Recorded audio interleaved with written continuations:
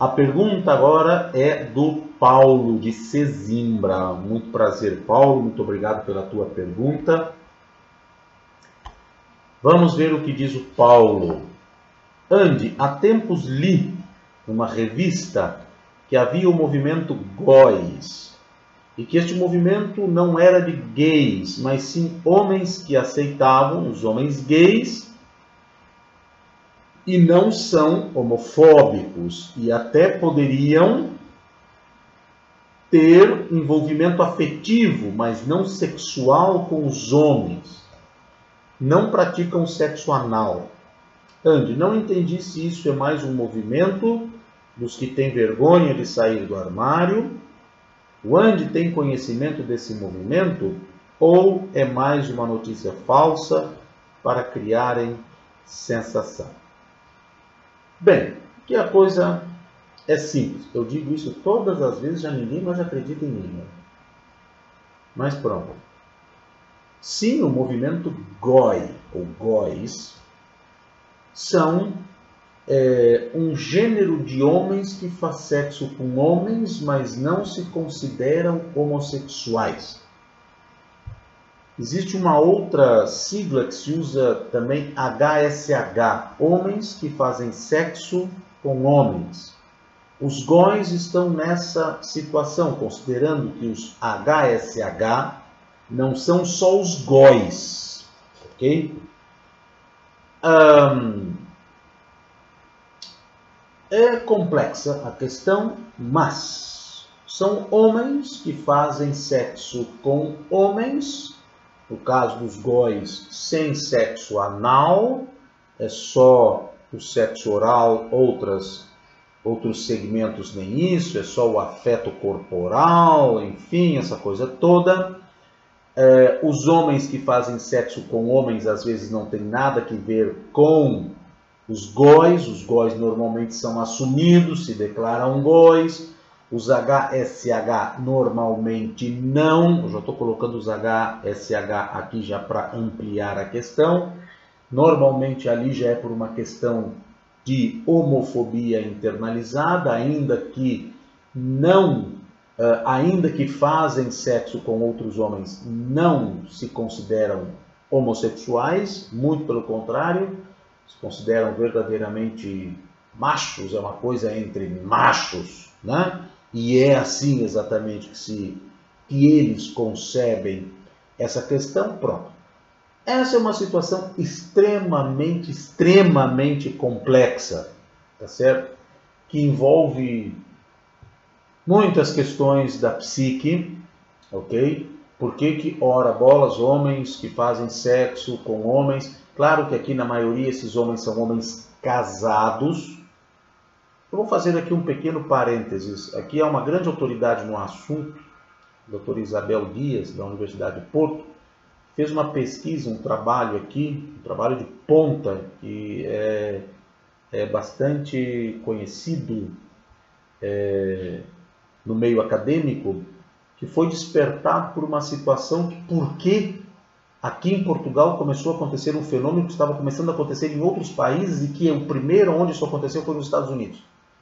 Por que de repente nas zonas rurais dos Estados Unidos, naqueles estados mais conservadores, os estados ali do sul dos Estados Unidos, da costa atlântica,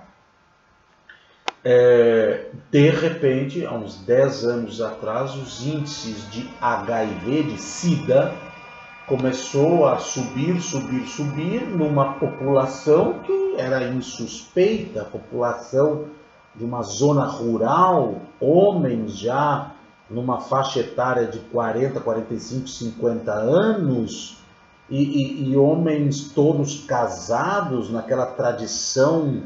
O que acontece? O que foi se descobrir? Que eram homens que faziam sexo com homens sem nenhum cuidado, que eram homens que não tinham informação nenhuma, mantinham sua homossexualidade enjaulada, mas faziam sexo com outros homens sem nenhum cuidado. De repente começou ali na região de vários estados americanos a aumentar os índices vertiginosamente de SIDA, e foi se descobrir que era o caso de homens que faziam sexo com homens e que eram casados, e o pior, transmitiam a SIDA para as suas esposas, porque esse foi também um outro dado que, de repente, mulheres e mais mulheres e mais mulheres com SIDA, com HIV, né? Ou VHI, como se diz aqui.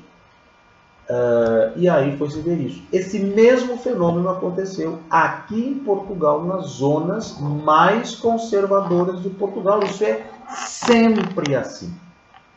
Né? O conservadorismo tem sempre um caroço por trás.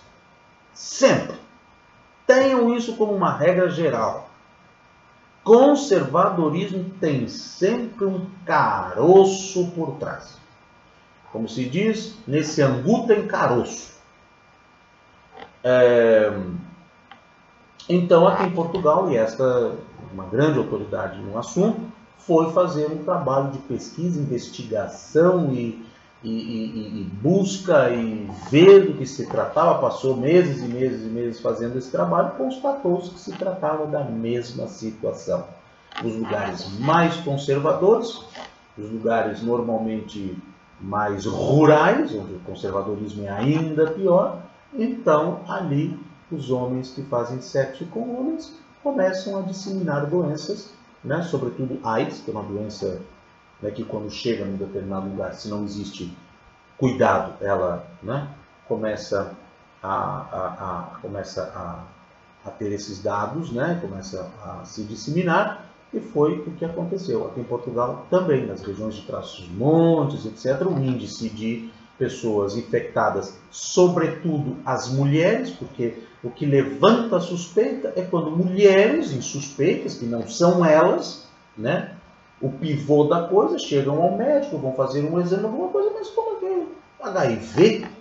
Aí vai ver o marido, né, o marido, aquele machão, né, pronto, contaminou a esposa com HIV, e aqui os índices estavam bem altos nesse sentido. Então, isso são os homens que fazem sexo com homens, e tem aqui essa situação, né, de, obviamente,